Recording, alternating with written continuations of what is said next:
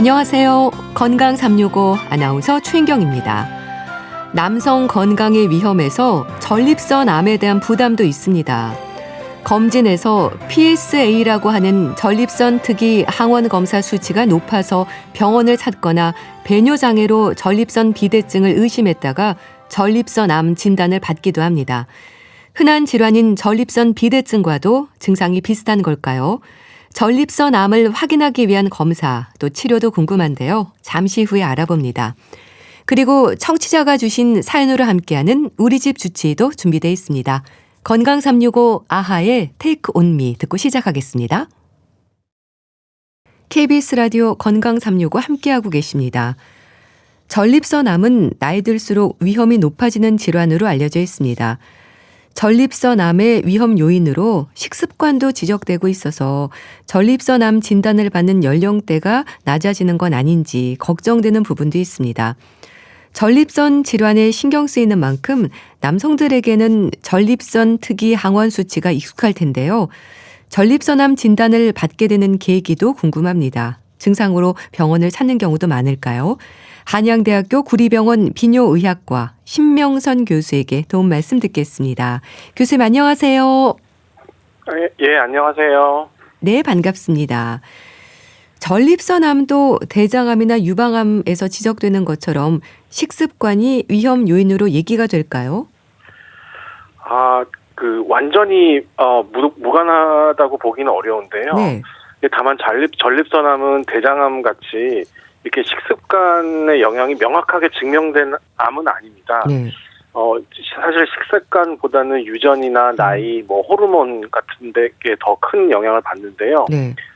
그래도 그 식습관도 일부 연구에서는 관련이 있다고 보고된 바가 있습니다. 그래서 특히 그 고기나 가공육 같은 걸 많이 먹거나 네. 아니면은 포화지방이 많이 포함된 그런 서구식 식단, 네. 예, 그런 것들을 많이 먹었을 때 전립선암이 발생 위험이 좀 더 높아진다고 그런 보고들이 있습니다. 네. 나이 말씀하셨는데요. 전립선암은 주로 노년층에서 발생한다는 생각을 하잖아요. 그런데 젊은 층에서도 방심할 수 없다는 말도 있던데 어떨까요? 예, 그 말은 맞습니다. 그래서 전립선암 같은 경우는 노년층 암이 맞는데요. 네. 그래서 대부분은 60대 이후, 특히 70대 이상에서 전립선암 환자가 대부분 발견이 되고 있습니다. 네. 하지만 그 가족 중에 전립선암 환자가 있었던 경우, 특히 아버지나 형이나 이런 그런 가족력이 있는 경우에는 조금 더 젊은 나이에도 좀 주의를 기울일 필요가 있어서요. 네. 그래서 그런 가족력이 있는 환자들은 40대부터는 조금씩 이렇게 스크리닝 검사를 해보는 게 권장이 되고 있습니다. 네. 그 남성들에게는 전립선 특이 항원 수치가 익숙합니다. 건강검진 결과를 확인하게 되잖아요. 이게 전립선암을 의심할 수 있는 부분이기도 하죠. 예, 그 PSA가 높은 경우에는 그 전립선암을 의심할 수 있는 상황이라고 볼 수 있습니다. 네. 그러니까 전립선 특이 항원 수치가 PSA 수치인데 이게 어떤 건가요? 일단 PSA 수치는 우리말로 하면 전립선 특이 항원인데, 네. 그 전립선에서 일단 분비되는 그런 물질이라고 피 검사에서 이제 확인할 수 있는 그런 물질이라고 할 수 있는데요. 네. 일단 이게 높다고 해서 무조건 다 전립선암이라고 생각할 수 있는 건 아니고요. 네. 전립선암 외에도 전립선 비대증, 전립선 크게 커진다든지 아니면 전립선에 염증이 있다든지 네. 그런 그런 경우에도 PSA가 올라갈 수 있습니다. 그래서 하지만 이제 PSA가 올라갔다, 전립선 특이 항원이 올라갔다고 하면은 네. 이것들 이 세 가지 질병 중에 뭔가가 하나가 문제가 있다는 것을 의미하기 때문에 이제 전문의를 만나서 이 PSA가 올라간 그 정확한 의미를 확인하는 것이 가장 중요하다고 할 수 있습니다. 네. 그러니까 PSA 수치를 기본적으로 보고, 그런데 이 전립선 특이 항원 검사만으로 전립선암을 진단할 수는 없을 것 같은데요.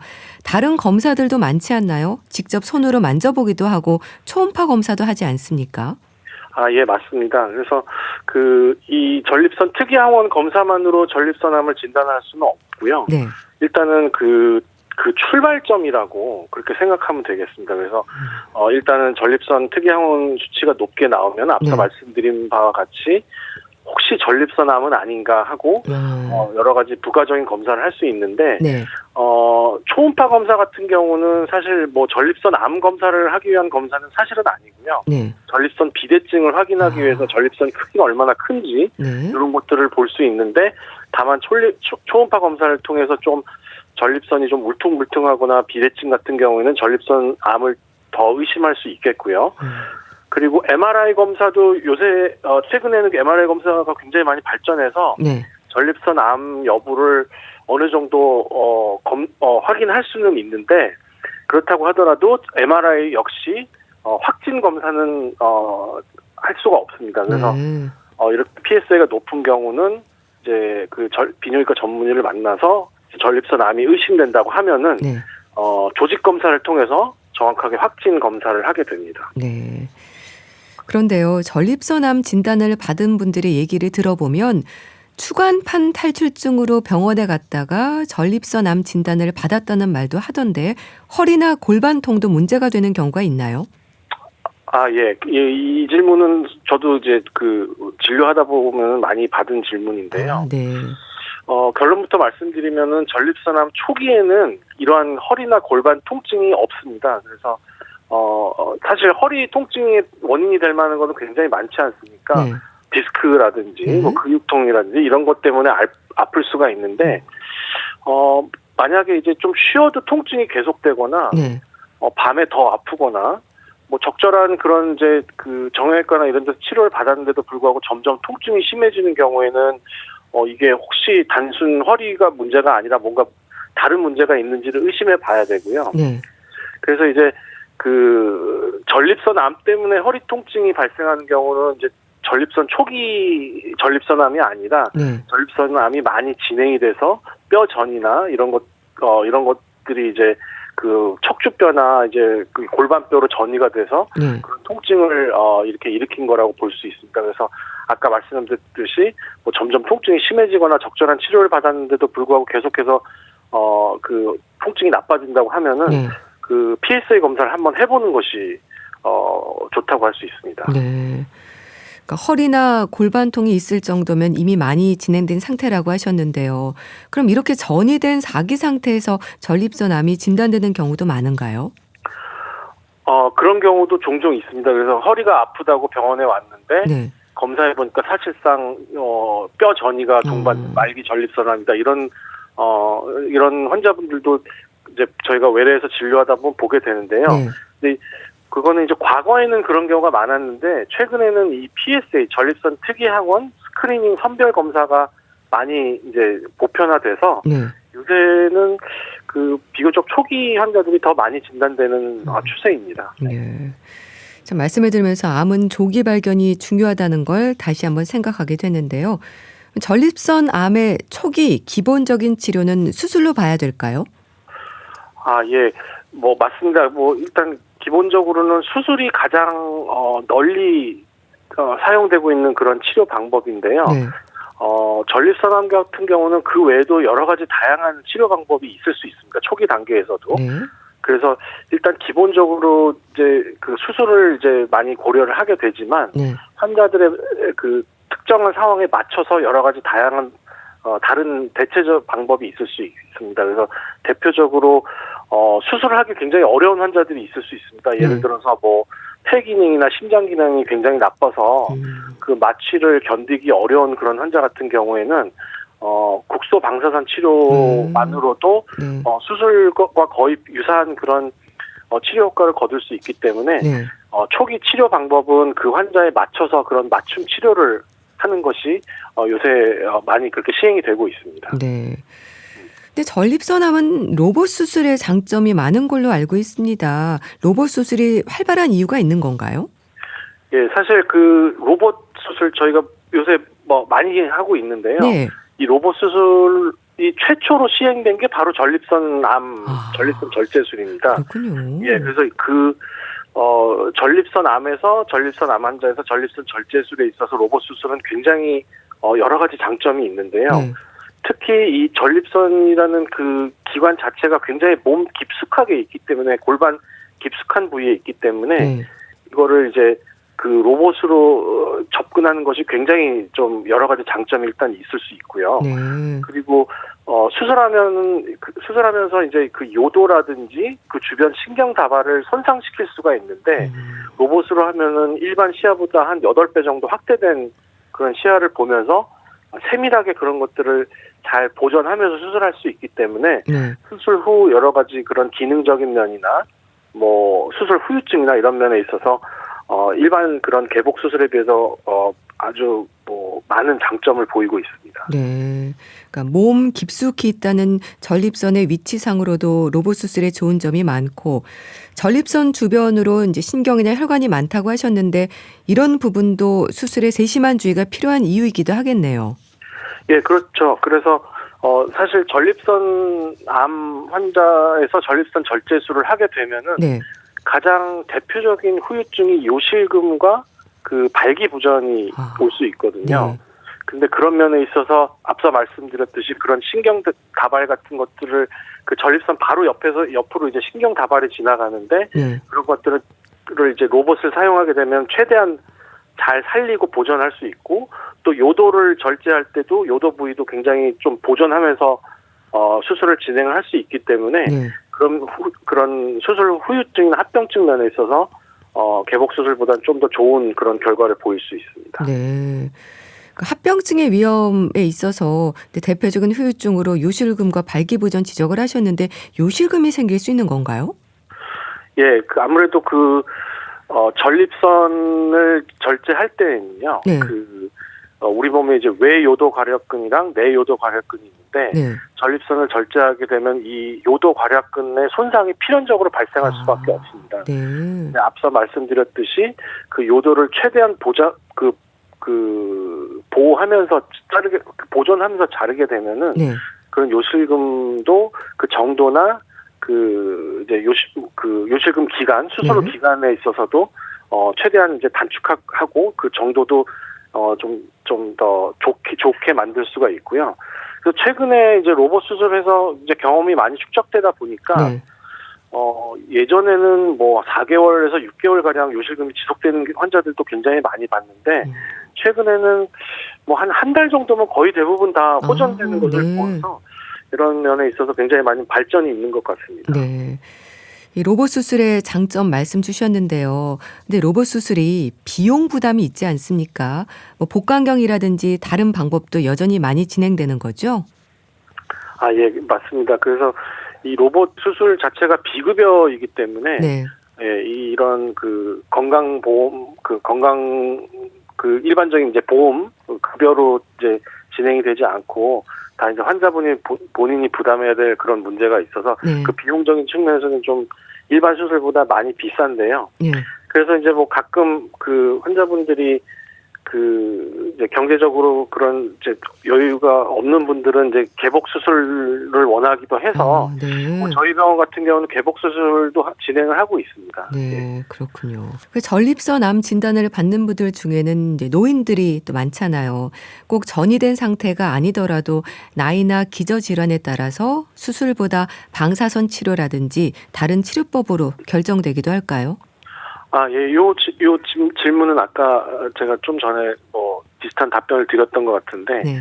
예, 충분히 뭐 수술 말고도 다른 방법이 있을 수 있습니다. 네. 특히 이제 나이가 이제 고령이거나 뭐 80세 이상 고령이거나 심장 질환, 뭐 폐질환 아니면은 뭐 당뇨가 심하거나 이런 환자들은 이제 수술 자체가 몸에 부담이 될 수 있기 때문에 네. 그런 경우에는 이제 마취가 필요 없는 방사선 치료를 이제 하는 편이고요. 네. 하지만 이제 이런 수술적 치료나 방사선 치료의 장단점이 뚜렷하기 때문에 그런 이제 환자에 맞춰서 그거를 이제 최적화된 치료 방법을 결정하는 것이 좋을 것 같고요. 네. 그리고 그 외에도 또 적극적 관찰이라고 해서 요건 조금 어려운 개념이긴 한데 네. 고령이면서 환자의 기대 여명이 많이 남지 않았고 또 암의 진행 속도가 느릴 것으로 예상되는 그런 경우에는 뭐 당장 치료하지 않고 네. 좀 지켜보는 경우도 있습니다. 네. 맞춤 치료가 진행이 되고 또 적극적 관찰을 하는 경우도 있다고 하셨는데요. 이미 많이 진행된 상태이고 전이까지 이어졌다면 수술은 불가능한 건가요? 예, 뭐 결론부터 말씀드리면은 이게 전이가 많이 이미 진행된 경우에는 수술은 하지 않는 것이 기본적인 원칙입니다. 네. 하지만 이제 그 전이가 확인된 전립선 암인 경우에도 네. 이제 뭐 치료가 불가능한 건 아니고요. 네. 뭐 그 외에 이제 전신 치료라고 할 수 있는 그런 호르몬 치료라든지 네. 뭐 여러 가지 다른 항암 치료 또 새로운 표적 치료들이 많이 지금 개발이 되고 있어서 그래서 그 암의 진행을 상당 기간 억제할 수 있습니다. 그래서 전이성 전립선 암이라고 하더라도 뭐 이제 뭐 치료가 불가능하거나 손 쓸 수 없는 그런 질병은 아니고요. 네. 이제 잘 관리할 수 있는 암이다라고 그렇게 보시면 될 것 같습니다. 네. 근데 이제 그런 호르몬 치료나 뭐 항암 치료, 방사선 치료를 병행한다면 환자의 일상이 참 힘들겠어요. 많이들 그렇게 걱정하시는데요. 네. 생각하시는 것처럼 그렇게 많이 힘들진 않습니다. 아. 그래서 이제 뭐 이 호르몬 치료 같은 경우에 몸이 네. 부담이 되는 건 사실인데 뭐 이제 뭐 바로 발생할 수 있는 그런 부작용 같은 경우는 이제 피로감이라든지 네. 안면 홍조, 뭐 좀 이렇게 무력감 같은 것들이 있을 수 있는데 네. 이제 이런 치료를 계속 진행하다 보면 환자분들이 잘 적응을 또 하시고요. 아. 그 방사선 치료 같은 경우에는 치료 기간 중에 좀 배뇨나 배변 통이라든지 통증이라든지 불편함이 생길 수 있는데 뭐 하지만 중요한 점은 이러한 치료들이 일상을 완전히 무너뜨릴 수 있는 네. 그런 경우는 좀 드물다라는 겁니다. 네. 그럼 주변 전이가 진행하면서 이제 말씀하셨듯이 호르몬 치료와 방사선 치료를 받는 건 남성 호르몬을 떨어뜨려서 암의 크기를 줄이는 건가요? 예, 맞습니다. 네. 아주 핵심을 잘 짚으셨는데요. 네. 이런 이제 호르몬 치료를 하는 이유는 전립선암을 놓고 봤을 때 남성 호르몬이 암에 그 연료를 공급하는 그런 기름 같은 역할을 합니다. 그래서 네. 그 남성 호르몬이 그런 암의 그 연료라고 보시면 되고요. 네. 그래서 이런 호르몬 치료를 하는 거는 이제 이런 그 남성 호르몬 수치를 확 떨어뜨려서 네. 그 암이 더 이상 자라거나 그런 퍼질 힘을 잃게 만들어서 암을 크기를 줄여들게 하고 진행 속도를 늦추는 그런 역할을 하게 됩니다. 네. 그래서 이런 호르몬 치료를 하면은 PSA 앞서 말씀드린 PSA 수치가 빠르게 떨어지고 네. 그리고 이런 그 여러 가지 그런 암에 의한 여러 부수적인 그런 증상도 함께 좋아지게 되고요. 네. 그리고 방사선 치료 같은 경우에는 이제 눈에 보이는 암 덩어리를 직접 이제 공격을 해서 국소적으로 암 덩어리를 주게 해서 네. 그런 치료가 되겠습니다. 그래서 정리해서 말씀드리면 호르몬 치료는 전신적으로 암의 기세를 꺾는 그런 역할을 해주는 거고요. 방사선 치료는 그런 문제되는 암 부위를 직접적으로 정리하는 그런 역할을 맡고 있다고 볼 수 있습니다. 네. 호르몬 치료와 방사선 치료 설명 주셨는데요. 호르몬 치료 중에는 뼈와 혈관 건강을 잘 살펴야 한다고 하던데 이건 어떤 의미일까요? 예. 그 호르몬 치료 같은 경우에는 앞서 말씀드린 남성 호르몬을 이제 완전히 이제 거의 제로 수준을 낮춰주는 그런 치료이기 때문에요. 네.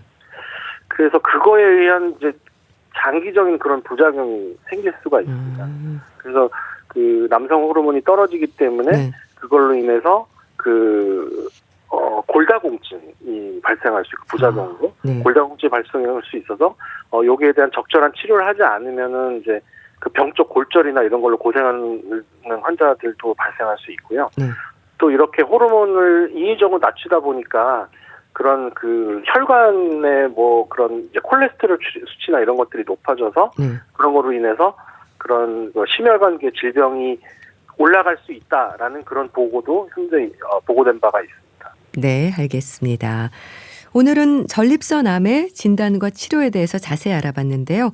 한양대학교 구리병원 비뇨의학과 신명선 교수와 함께했습니다. 말씀 감사합니다. 네, 감사합니다. KBS 라디오 건강 365 함께하고 계신데요. 스텔라장의 집에 가자 듣고 다시 오겠습니다. KBS 라디오 건강 365 함께하고 계십니다. 우리 집 주치, 청취자 사연으로 알아보는 건강 문제, 순천향대 서울병원 가정의학과 조현 교수에게 도움 말씀 듣겠습니다. 교수님 안녕하세요. 네, 안녕하세요. 오늘 사연은요, 제가 읽어드리는 내용으로 확인해 보시죠. 50대 여성이 주셨는데요. 안녕하세요. 이런 증상은 어디로 가서 진단을 받아야 할지 조금 민망하기도 해서 사연을 보냅니다. 며칠 전부터 항문 쪽이 가렵기 시작했어요. 정확히 말하면 항문이 아니라 항문 주변으로 간질간질 가려운 증상이 있고요. 그리고 가만히 있어도 따끔거립니다. 갑자기 왜 그러나 싶어서 생각해 봤는데요. 며칠 전부터 설사를 했거든요. 밖에 나가서도 하루에 몇 번씩 화장실에 가느라 뒤처리를 휴지로만 했는데 그게 좀 따가운 느낌이 있었어요. 그게 원인이었나 싶기도 한데 제가 원래 위생 처리는 아주 잘하는 편이라서 이런 증상이 왜 생겼는지 당황스럽습니다. 병원을 가면 어디로 가야 하는지도 모르겠고 계속 물로 잘 씻고만 있는데 시간이 지나면 괜찮아지기도 할까요? 이런 내용으로 질문을 주셨습니다. 항문 주변으로 가려운 증상이 있다고 하세요. 흔히 말하는 항문 소양증일 수 있는 걸까요?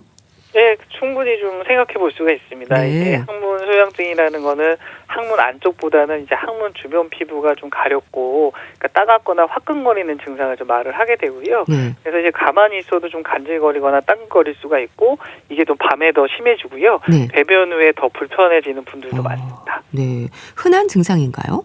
네, 생각보다 아주 흔한 증상입니다. 그리고 남녀를 가리지 않고 볼 수가 있고요. 특히 이제 40대에서 60대에서 좀 자주 경험을 하는 편입니다. 네. 근데 이제 아무래도 이제 부위가 민감하다 보니까 그렇죠. 그러니까 병원을 좀 바로 찾으시기보다는 혼자 좀 참고 지내시다가 네. 이게 위생 문제인가 하고 걱정만 하다가 이제 뒤늦게 진료를 받으시는 경우가 훨씬 더 많으시고요. 근데 실제로 좀 위생을 잘하시는 분들도 네. 이게 설사라든지 땀이라든지 마찰 같은 상황이 겹치게 되면 쉽게 생길 수가 있습니다. 그래서 이게 드문 병이라기보다는 네. 말을 꺼내기가 어려워서 좀 숨겨지는 네. 그런 증상에 가깝다고 보시면 될 것 같습니다. 네. 그러니까 항문 주변 피부가 가렵고 따갑고 화끈거린다라고 하셨는데요. 그럼 항문 소양증은 항문이 아니라 주변으로 증상이 생기는 건가요? 그 원인이 또 궁금합니다. 네, 이 항문 소양증은 이제 대부분 항문 주변 피부의 증상이 나타나게 됩니다. 네. 왜냐하면 이쪽 피부는 좀 얇고 예민하기 때문에 그러니까 작은 자극에도 쉽게 좀 가려움이라든지 화끈거림이 생길 수가 있습니다. 근데 네. 원인은 좀 한두 가지는 아니고요. 뭐 습기라든지 땀, 마찰, 그다음 잦은 세정, 이게 피부 자극이 복합적으로 작용하는 경우가 많습니다. 그리고 이 치질이라든지 치열 같은 항문 질환이 있거나 네. 아니면 이제 접촉성 피부염이 있거나 곰팡이 감염이 또 원인이 될 수가 있고요. 그래서 이제 단순하게 이거를 그냥 내가 좀 청결을 못해서 생긴다는 식으로 이해하면은 네. 오히려 좀 과도하게 좀 씻거나 세정을 하시는 경우들이 있거든요. 네. 그럼 오히려 더 악화가 될 수가 있습니다. 그래서 이런 경우는 자극을 줄이시고 원인을 먼저 찾으시는 게 좋습니다. 네. 뭐 설사, 땀, 마찰 부분도 얘기하셨는데요. 사연 주신 분은 며칠 설사를 하면서 밖에 있었기 때문에 반복해서 휴지로만 뒤처리를 했다고 하는데요. 이것도 요인일 수 있을까요? 예, 충분히 요인이 될 수가 있습니다. 그렇군요. 설사는 이제 자체가 좀 자극적이고 좀 수분이 많기 때문에 항문 주변 피부를 더 쉽게 자극을 하거든요. 그다음에 여기에 하루에도 이제 수차례 휴지로 닦게 되면은 마찰이 반복되면서 이 피부 장벽이 손상이 되고 그러니까 미세한 상처가 생기게 되거든요. 네. 그러면 이제 가려움, 따가움, 화끈거림으로 이어질 수가 있습니다. 그리고 이제 깨끗이 해야 된다는 우리가 생각이 있기 때문에 좀 세게 닦여지는 경우라든지 이런 경우는 네. 증상이 더 악화되는 경우가 많습니다. 그러니까 항문 주변으로 가렵고 화끈거린다고 하는데 사실 가려운 증상을 참기가 힘들잖아요. 근데 자꾸 자극을 하면 더 안 좋은 것 같네요. 예, 이제 안타깝지만 이제 자극할수록 증상이 더 악화되는 경우가 많습니다. 그러니까 가렵다고 긁거나 자주 만지게 되면은 그러니까 피부가 좀 얇기 때문에 상처가 좀 쉽게 날 수가 있고요. 그러면 그 상처가 염증을 만들면서 더 가렵고 더 화끈거리는 악순환이 생기기가 쉽습니다. 그래서 긁으면 이제 잠깐은 좀 시원해지는 느낌이 들 수가 있지만 더 가려워질 수가 있기 때문에 긁지 않는 것 자체가 어떻게 보면 이제 치료의 한 부분이라고 보셔도 될 것 같거든요. 그래서 가능하면은 손으로 만지지 마시고 습기라든지 마찰을 좀 줄이고 피부를 좀 보호해야 된다라는 식으로 접근하시는 게 좋습니다. 네. 항문 소양증에도 원인에 따라서 종류가 여러 가지인가요? 이 원인에 따라서 좀 나누는 생각을 하기도 하거든요. 네. 뭐 다른 특별한 질환 없이 뭐 습기, 뭐 마찰, 세정 같은 자극 때문에 생기는 경우를 우리가 1차성 항문 소양증이라 하게 되고요. 네. 그다음에 치질이라든지 치열, 피부염, 그다음에 곰팡이 감염 같은 원인이 분명한 경우를 우리가 2차성 항문 소양증이라고 부르게 됩니다. 근데 이제 사실은 원인이 좀 굉장히 좀 다양한 편이기 때문에 특히나 이제 증상이 반복되거나 밤에 좀 심해지거나 분비물이라든지 통증, 피부가 벗겨지는 이런 증상이 동반이 되게 되면은 그러니까 단순한 그냥 자극이라고 보기보다는 뭔가 좀 원인, 그러니까 질환 때문에 생기는 경우들이 훨씬 더 많습니다. 그래서 이런 경우는 병원에서 좀 진료를 보시는 게 더 좋으실 것 같습니다. 네. 그렇게 질환 때문에 생길 수도 있고요. 음식과는 연관이 없을까요? 좀 매운 음식을 즐기는 분들도 계신데요.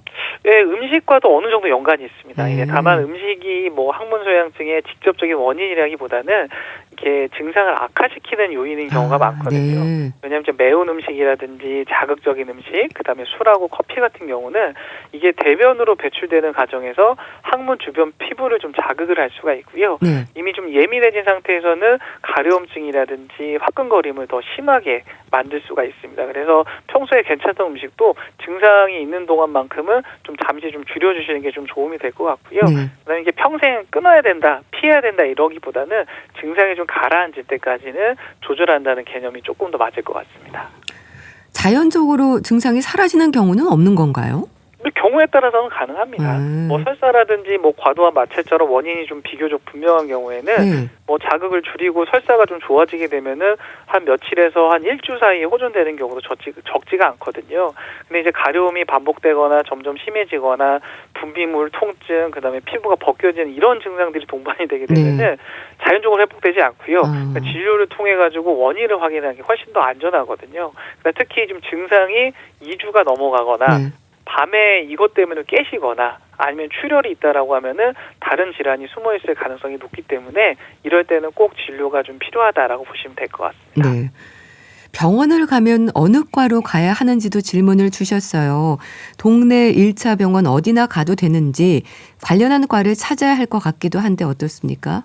뭐 일단 동네 1차 의료기관부터 가셔도 충분하거든요. 네. 그러니까 항문 주변 가려움이 이제 주된 증상이라고 하면은 외과, 특히 항문외과가 가장 직접적이고요. 만약 근처에 그런 항문외과가 없다라고 하면은 일반외과라든지 가정의학과에서도 평가가 좀 가능하거든요. 그래서 진찰을 통해 가지고 이게 단순한 피부 자극인지 아니면 이제 치질이라든지 치열 같은 항문 질환이 있는지를 확인하게 되고요. 필요하면은 이제 그때 이제 항문외과라든지 피부과로 좀 연결해서 진료를 이어가시면 될 것 같습니다. 그래서 처음부터 뭐 큰 병원을 찾으시는 것보다는 그러니까 1차 병원부터 원인을 확인하시는 게 훨씬 더 좀 빠르시고 현실적일 것 같습니다. 연고나 먹는 약이 처방이 될까요? 네, 일단 뭐 대부분은 이제 피부 자극이나 염증이 주된 원인이기 때문에 이런 것들을 좀 가라앉혀주는 지금 연고가 이제 기본 치료가 될 것 같고요. 만약에 이제 곰팡이나 세균 감염이 의심이 된다라고 하면은 거기에 맞는 항진균제라든지 항생 연고를 사용을 하게 되고요. 가려움증이 굉장히 심한 경우에는 이제 항히스타민제 같은 먹는 약도 함께 사용을 하게 됩니다. 처방 없이 약국에서 구입할 수 있는 약은 없을까요?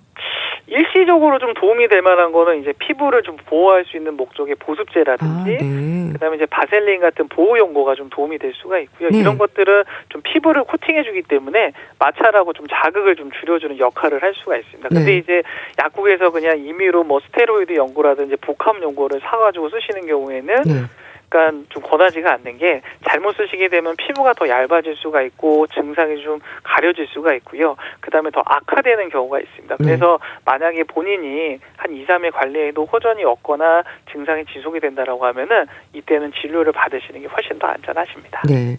이 항문 소양증 예방이나 또 증상 완화를 위한 방법이 있으면 알려주세요. 그러니까 핵심은 좀 자극을 줄이고 좀 피부를 보호하는 거거든요. 그래서 배변하신 다음에는 휴지로 문지르기보다는 가능하면 이제 미지근한 물로 가볍게 씻고 그다음에 이제 말린 다음에 보습제나 보호 연고를 얇게 발라가지고 습기하고 마찰을 좀 줄여주시는 게 좋으실 것 같고요. 그다음에 이제 비누나 세정제를 너무 또 과하게 쓰시게 되면 안 좋아지기 때문에 최소화하는 게 좋습니다. 그리고 이제 속옷 같은 경우도 굉장히 중요한데 통풍이 잘 되는 이런 것을 선택을 하셔야 되고 꽉 끼는 옷을 좀 피하시는 게 좋습니다. 그리고 특히나 설사를 하고 있는 중이라고 하면은 장 상태도 같이 관리하시는 게 좋으실 것 같습니다. 네, 알겠습니다. 이제 다음 사연도 들어보시죠. 제가 이제 아기 때부터 무용을 했어가지고 사실은 이제 허리 디스크도 있고 척추 분리증도 있어요. 근데 저는 살면서 20 몇 년 동안 이 통증을 느껴본 적이 없는데 교통사고가 한 재작년에 아주 스무스하게 한번 났었거든요. 이 척추 분리증 있는 부위가 너무 아프기 시작했고 그때 디스크랑 척추 분리증 있는 걸 알았는데 계속 뭐 운동을 하면 된다고 하더라고요. 근데 이제 저는 운동을 사실 꾸준히 할 수 있는 그 환경이 안 되기 때문에 그냥 주사를 맞거나 약으로 조금 치유를 했었는데 이게 그러니까 오래 서 있어도 아프고 이게 언제 아플지를 모르는 거예요. 그러니까 이게 계속 움직여도 안 아플 때가 있고 조금만 움직였는데 아플 때가 있어가지고 이 허리가 이제는 골반까지 같이 가더라고요. 그래가지고 골반도 아프고 그리고 만약에 오른쪽이 안 좋으면 오른쪽 골반을 타서 무릎까지 안 좋고 최근에는 사실은 발목이 너무 아픈 거여서 발목을 삐끗한 적이 없는데 발목이 왜 아프지 하고 병원에 갔더니 이 허리 때문에 그렇다고 하더라고요. 지금 그러니까 걸어다닐 때도 조금 많이 불편해요.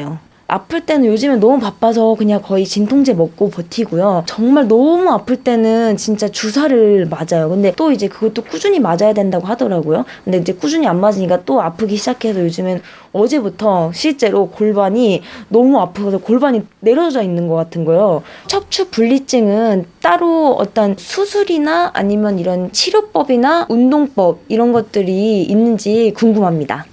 네. 추간판 탈출증에 척추 분리증이 있다고 하세요. 척추 분리증은 좀 생소한데 이게 어떤 건가요?